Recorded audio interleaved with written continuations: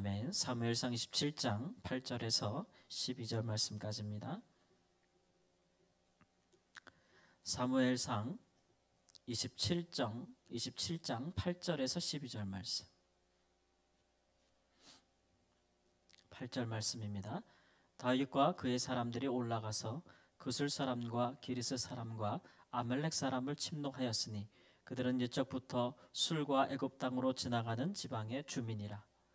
다윗이 그 땅을 쳐서 남녀를 살려두지 아니하고 양과 소와 나귀와 낙타와 의복을 빼앗아 가지고 돌아와 아기스에게 이르매 아기스가 이르되 너희가 오늘은 누구를 침노하였느냐 하니 다윗이 이르되 유다 네겝과 여라무엘의 사람의 네겝과 겐 사람의 네겝이니이다 하였더라. 다윗이 그 남녀를 살려서 가드로 데려가지 아니한 것은 그의 생각에 그들이 우리에게 대하여 이르기를 다윗이 행한 일이 이러하니라 하여 블레셋 사람들의 지방에 거주하는 동안에 이같이 행하는 습관이 있었다 할까 두려워함이었더라. 아기스가 다윗을 믿고 말하기를 다윗이 자기 백성 이스라엘에게 심히 미움을 받게 되었으니 그는 영원히 내 부하가 되리라고 생각하니라. 아멘. 다윗이 그에게 속한 모든 사람들과 또 그의 모든 가족들을 데리고 블레셋에 가서 평안히 거할 수 있었습니다. 그 가드왕 아기스에게 청하여서 지방의 한 성을 나에게 달라라고 해서 아기스 왕과 멀리 떨어진 지방에 그가 그의 가족들과 또 그에게 속한 모든 사람들과 함께 거할 수가 있었고, 유다 땅에서 사울 왕에게 여기저기 쫓겨다니는 것 같은 그런 위협에서도 그는 건짐을 받았고 1년 4개월 동안 정말 모처럼 편안하게 쉴 수 있는 그런 은혜를 이제 받은 것이죠. 그런데 우리가 어제도 살펴봤지만 이제 다윗이 블레셋 사람의 땅으로 망명하여 그 왕의 이제 보호를 받고 그 왕의 부하가 된 것은 이제 다윗에게 잠시 안식을 가져다 줄 수 있는 정치적인 선택이기는 하지만, 그러나 그것이 다윗에게 결코 도움이 되지 아니하는, 하나님께서 선지자를 통해서 유다 땅을 떠나지 말라고 했던 그 뜻을 저버린 행동입니다. 어떤 식이든지 사람의 선택에는 그에 따른 책임이 따르기 마련이겠죠. 다윗이 달콤한 휴식을 취하기는 했지만 그러나 사실 그는 살 얼음판을 걷는 것과 같고 사실은 줄타기를 하는 것과 같아요. 이스라엘과 블레셋 사람들 사이에서 줄타기를 하고 있는 거예요. 아주 위험하죠. 조금이라도 중심을 잃어버리면 그가 이스라엘 왕으로 후에 이제 기름 부었다는 것이 참 의미가 없을 정도로 위험한 행보다라고 할 수가 있겠습니다. 먼저는 이제 다윗이 올라가서 그술 사람, 기르스 사람, 아말렉 사람을 침노하였다. 이것은 유다 남방의 애굽 사이에 거주하는 이제 유목 민족들이 있는데, 이 사람들은 주로 그 길로 다니는 사람들을 노략질하는 그런 유목 민족이어서 이스라엘 백성들이 이제 애굽에서 가나안 땅에 올라갈 때도 뒤에 처진 노약자들과 여자들과 아이들을 공격했던 민족들이에요. 하나님이 싫어하시는 민족들이긴 하는데, 다윗이 이제 이 사람들을 쳤다라고 하는 것은 이제 유다에게 굉장히 큰 도움이 되겠죠. 예, 그랬어요. 그런데 다윗이 걱정한 것은 내가 이 사람들을 쳤는데 이 사람들이 이스라엘에게는 대적들이지만 블레셋 사람들에게는 우호적인 사람들이란 말이에요. 그러니까 내가 블레셋 사람들 왕의 보호를 받으면서 블레셋 민족과 외교적으로 우호가 있는 민족을 친 것은 굉장히 잘못한 일이잖아요. 블레셋 사람들의 눈밖에 살 수 있는 일이기 때문에 그가 그 전쟁을 어떻게 했냐면은 일단 치면은 가서 뭐 동물들은 다 살려오는 거예요. 재산이 될 수 있으니까. 근데 사람은 남녀를 물어나고 아이까지 다 죽이는 거예요. 왜냐하면 포로를 잡아오면 그 포로들의 입에서 그들이 어디에 속한 족속들인지 어디 땅에 살던 사람들인지 들통날 거 아니에요. 그렇죠? 그러니까 사람을 살려두지 아니하는 거예요. 그러니까 이런 전쟁의 예는, 이것은 다윗에게 하나님이 특별히 뭐 그렇게 하라는 전쟁의 명을 내린 것도 아니고 너무 과도한 살생이겠죠. 그것은 자기네 신변을 보호하기 위해서 너무 과도하게 정말 살생을 하는, 사람을 죽이는 그런 안타까운 범죄라고 할 수가 있겠습니다. 또 그가 이제 그 노략물을 갖고 와서 누구에게 바쳐야 돼요? 블레셋 가드왕 아기스에게 바쳐야 되잖아요. 그러니까 그런 것을 통해서 또 블레셋 사람 왕의 세력을 점점 키우게 되고 그에게 부와 재물을 주게 되는, 그 왕이 부와 재물이 있으면 군사를 더 모을 수 있잖아요. 그러니까 나중에 이스라엘을 칠 때 더 많은 군사를 모을 수 있잖아요. 근데 그런 것들에 대해서 다윗이 일종의 이렇게 돕을 수밖에 없는 상황에 빠졌다라는 것을 알 수가 있고, 또한 이제 이 블레셋 왕이 물어요.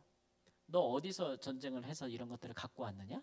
물으니까 다윗이 뭐라고 얘기했냐면은 이제 유다 네겝 여라모엘 사람의 네겝과 겐 사람의 네겝이니이다.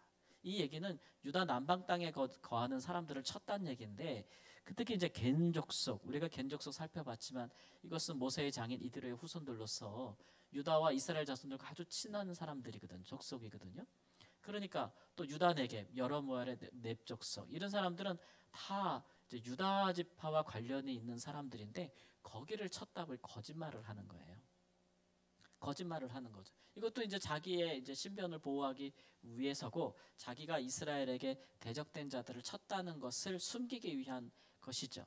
그러니까 이게 이제 이제 아마 이게 시간이 길어졌으면 금방 들통 났을 거예요. 1년 4개월 동안 이걸 감췄다는 것도 참 대단한 그런 뭐라 그러죠? 다윗의 뭐라 그러죠? 술법이 아니고 무슨 임기응변이라고 좀 할 수가 있겠어요. 그래가지고 아슬아슬한 줄타기를 합니다.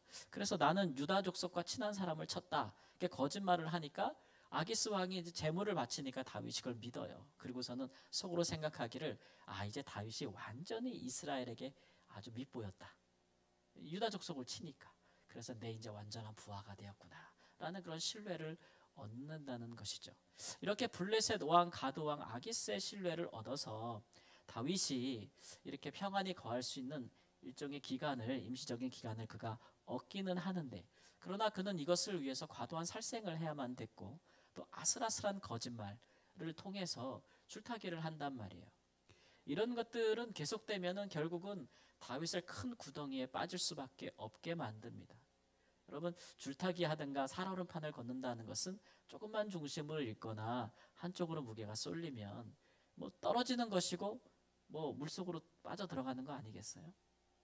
이런 줄타기가 얼마나 오래 갈 수 있겠어요? 그 다음 장 가면은 정말 그 다음에 이제 블레셋과 이스라엘이 싸우려고 이제 대대적인 전쟁을 하거든요. 그럴 때에 블레셋 이 가드 왕이 다윗에게 네가 앞장서라 이렇게 얘기를 해요. 그러니까 블레셋이 이스라엘과 싸울 때 다윗이 블레셋 편에서 이스라엘과 싸우는데 앞장서라고 얘기해요. 이거는 얼마나 궁지에 몰리는 거예요. 그렇죠? 그러니까 일시적인 편안함과 휴식 또는 안정 뭐 그런 것들을 위해서 우리가 그 다윗이 좀 정치적인 선택을 했는데, 그것이 결코 그의 행보에, 이스라엘 왕으로서의 행보에, 앞으로 그가 될 일에 대해서 전혀 도움이 되지 못하고 그에게 정말 위험천만한 그런 상황을 가져다 주었다라는 것을 우리가 말씀 속에서 이렇게 알 수가 있습니다. 때로 우리가 이제 살아가면서 우리도 좀 우리에게 이익이 되고 또 유익이 되는 것들을 위해서 이런 정도의 좀 색깔이 불분명한, 이게 거룩한 것도 아니고 그렇다고 죄도 아닌 것 같은 어떤 좀 합리적인 그런 선택을 할 때가 있어요. 근데 그런 것들은 우리에게 굉장히 우리 안에서 합리화하기가 쉬워요.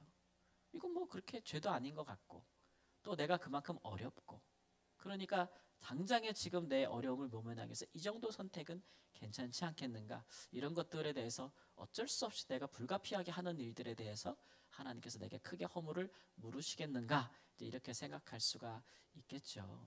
물론 이제 그런 부분에 대해서 하나님께서 이제 다윗을 막지 않는 것을 볼 수가 있어요. 어떨 때는 하나님이 강렬하게 그를 막아서는데, 범죄하는 일에 대해서 이럴 때는 하나님께서 이제 가만 두신단 말이에요. 그래서 이제 다윗은 이런 일은 정말 내가 이렇게 좀 색깔이 불분명한 일, 아슬아슬하지만 그래도 하나님이 이렇게 싫어하시는 것은 아닌가 보다라는 생각을 가질 수 있죠. 우리도 그런 일들이 있어요. 하나님이 좋아하시는 건 아닌데, 그렇다고 하나님이 마냥 싫어하시는 것도 아닐 것 같은, 이 정도 선에서 거리를 두고 하는 것은 그래도 하나님이 용납하지 않겠는가, 이런 것들을 생각하는 일들이 있지요. 예, 맞아요. 근데 마음이 불편해요. 신앙 양심이 불편하단 말이에요. 그런 일들은 오래 가면 반드시 구렁텅이에 빠집니다. 우리는 이제 하나님이 좋아하는 일을 하는 거지, 그죠? 하나님이 무관심하거나 아니면 하나님께서 막 미워하는 일이 아니라고 하더라도 하나님 앞에 기뻐할 만한 일이 아니면 행치 않는 것이 좋습니다. 물론 이제 블레셋 땅에 피하여 들어가는 것에 대해서 하나님께서 막지 않은 것은 다윗이 그만큼 힘들었기 때문이라고 할 수도 있겠지요.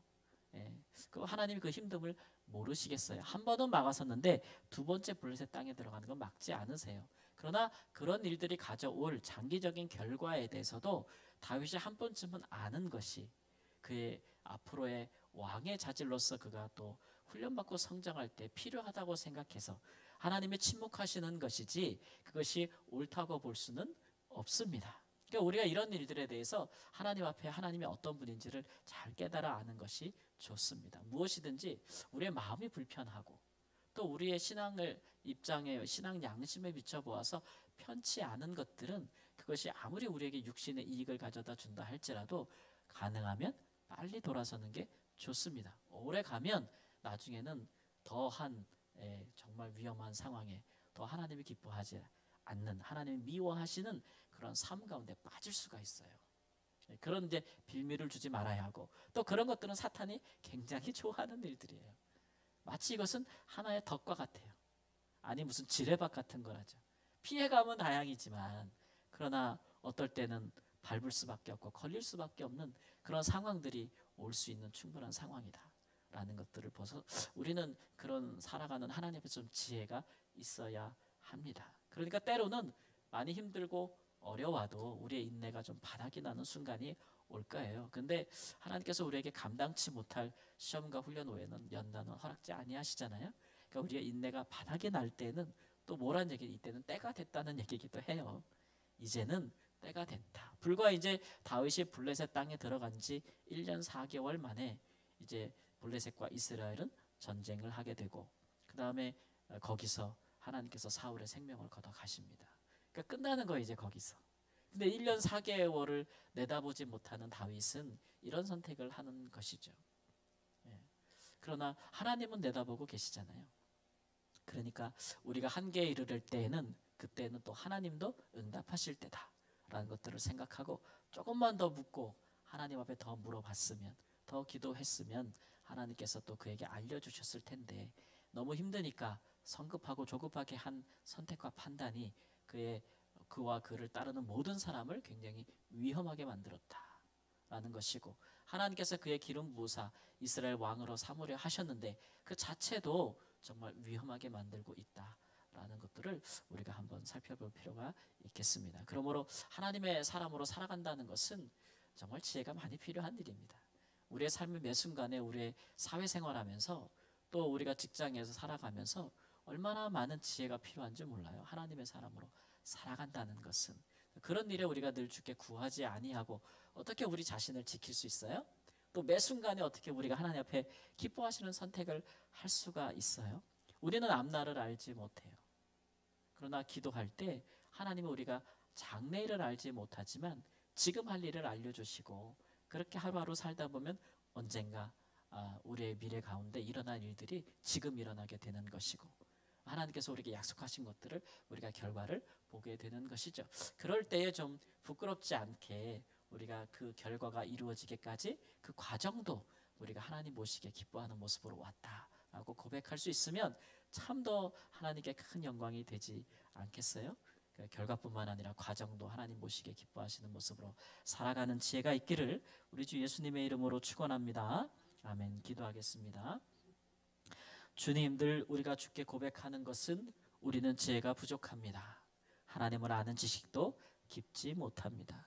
그러나 우리가 진실한 마음으로 하나님 순전한 마음으로 또 정직한 마음으로 또 하나님 전심으로 진정성 있게 하나님을 찾고 또 하나님 우리의 삶 가운데 주를 하나님 동행하기를 원하고 주와 함께 일하기를 원하는 마음이 우리 가운데 있음을 주여 기억하여 주옵소서. 때로 하나님 우리의 성정의 부족함과 우리의 성품의 바닥난 것을 인하여서 우리가 조급하고 성급하게 하나님이 기뻐하시는 선택을 하지 않고 하나님 잠시의 달콤한 유혹에 빠지고 결과에 빠져서 이익에 하나님 눈이 멀어서 그릇된 선택을 할 수가 있습니다.